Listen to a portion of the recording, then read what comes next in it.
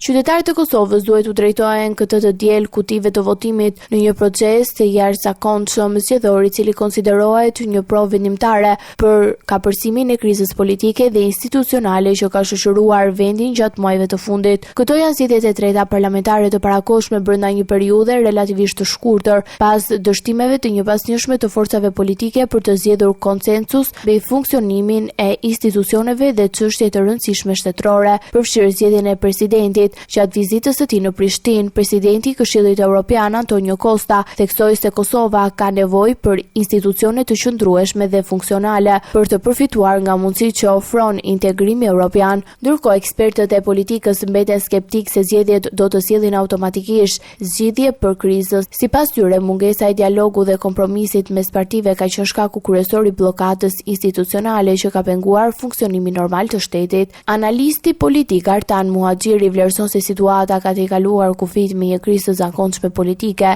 dhe se mungojnë sinjale për ndryshimin e qasjes nga aktorët kryesor politik. Sipas tij, nëse rezultatet zgjedhore nuk prodhojnë ndryshim të rëndësishme në raportimin e forcave politike, vendi mund të përballet me një vazhdim të së njëjtës bllokade dhe pas formimit të institucioneve të reja. Edhe përfaqësuesit e Bashkimit Evropian kanë nënvizuar rëndësinë e krijimit të një qeverie stabile dhe më shumë funksionale në parlament. Ushtruese e detyrës së shefes së zyrës së BE-s në Kosovë, Eva Palatova, ka theksuar se pas zgjedhjeve pritet formimi i institucioneve që do të jenë në gjendje të ndërmarrin në reforma, të arrijnë kompromise politike dhe të avancojnë procesin e integrimit evropian. Rezultati i këtyre zgjedhjeve pritet të përcaktojë jo vetëm përbërjen e qeverisë të ardhme, por edhe aftësinë e klasës politike për t'i dhënë fund një periudhe të gjatë pasigurie institucionale dhe për të rikthyer stabilitetin politik në vend.